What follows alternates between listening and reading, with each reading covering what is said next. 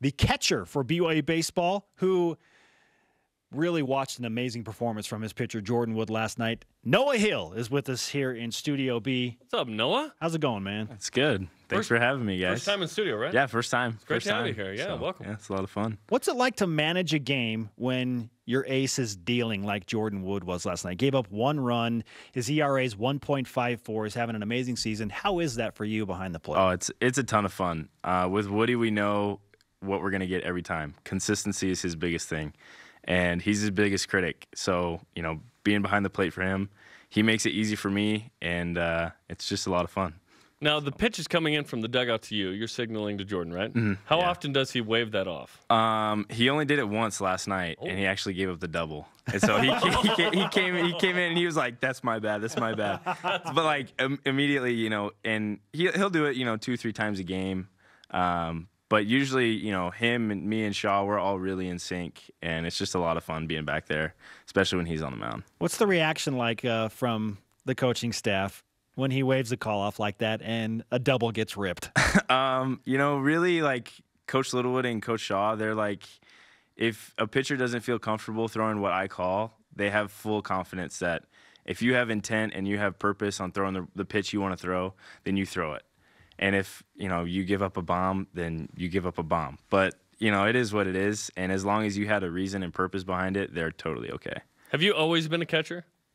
I've kind of done both, or been a utility my whole life. So, like, my first 2 years here, I kind of played more second base, and then the last 2 years behind the plate. But just, I don't mind playing anywhere, anywhere on the field that I can help the team get a win. Do you have a preference? Because you're a senior now, but you played a lot. You've been the starting catcher. Yeah, behind the plate, so much fun. You're kind of in the pitch, in the play every game, and it's really a chess match back there. And so for me, probably behind the plate is probably the best. Do you ever take a pitch in the palm and just have to make sure no one knows?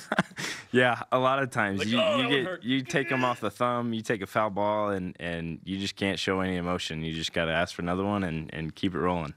So Yes, sir. Can you give me another ball? yeah, pretty much. Yeah. Noah Hill with us, BYU Baseball catcher. The Batcats rolling right now, 15-5. How would you explain the first 20 games of the season for this program? It's been a lot of fun, but I think there's definitely room to grow. We've made some mistakes that have cost us games, but right now we're in a good place. I think we can get better each and every day, and that's our focus every day, is to just come in and get 1% better every day. Coach talks about that a lot, and just doing anything we can to get a win each time we step on the field. So. Last season was a 22-win season. There was a lot of discussion about cultures. Some guys left. Some guys were asked to leave, right? It was a big offseason. So what's been the biggest difference between last year and this year? Last year was frustrating, to say the least. We just had a lot of guys who were not all in, to put it simply, and that's kind of our motto this year. And this year we don't have that problem at all. Whether it's a guy coming in off the bench late or a different guy getting put in a lineup, tonight or tomorrow, it doesn't matter. Every guy in that clubhouse has belief in whoever's put in the lineup, and that's the biggest thing that has brought us success so far and will carry us through the rest of the year. One of those guys that came off the bench late was Jaren Hall against Utah Valley. Yeah. What is your observation of Jaren Hall and his contribution specifically to the baseball team while he manages this whole dual sport madness? Yeah, Jaren's a grinder. He really is. He comes and gets his work whenever he can, when he's not with football. And even after the game last night, first thing he did, sat down on his iPad and was watching film from football practice that day. And I love that, because the guy just works his butt off to do anything he can to help both teams. And that's just awesome to have a guy like that in the clubhouse. That's cool, because he could be a diva, and it would probably be okay, because he's a quarterback, right? Yeah. But he's putting in the time, and that's awesome. So describe to us the other night, you guys are at Utah Valley. This is a crazy game. It ends up being 14-13. In comes Jaren, right, in the third, like, oh, hey, what's up, man? Like, he's suited up. And then he's inserted in to the lineup in the 10th and gets the game-winning hit. That's pretty cool. Yeah, it's awesome to just know that, and I think him being a quarterback helps that, because he's just fearless. He can say, hey, I can go in whenever, because that happens in football. That whoever's, in front of him or behind him could go down any instant, and he's got to be ready to go.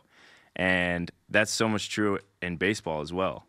And I think him just being able to come in and be relaxed in the moment and know that this is a huge moment and we need a hit here, and it just come through was awesome. Noah Hill, BYU baseball catcher, with us in Studio B, part of our Friday BYU Sports Nation. If you had your choice as a catcher, would you rather gun down someone trying to steal or hit a home run?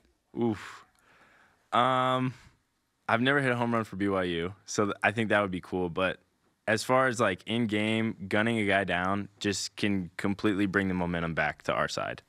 And I think that's something that like every catcher loves, that feeling, just saying, hey, no, you're not going to take one on me today. And especially if it's a strike him out, throw him out, that like, you know, you could be losing by 2 and that could just totally flip the tide and give us all the momentum. So I'd probably say throwing a guy out for sure. And from your knees, too. You don't even get up. Boom! I'm not Yachty. No way.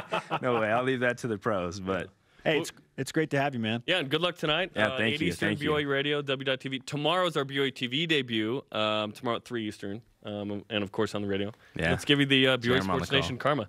You've got a 15-game hit streak going. I thought we weren't going to talk about it. No, the karma is powerful. The karma is powerful. You'll have a hit tonight. Yeah, good luck. It's going to happen. Okay. And way to walk against Utah Valley so that that didn't count. That was great. Thanks, guys. Appreciate having me. Okay, good on. luck. And if you don't have a hit, it's Chad Lewis's fault that you didn't get it. Is it? It's Chad Lewis's fault? Nice. Love it. Chad's the best. He's a great guy. Thanks, Noah.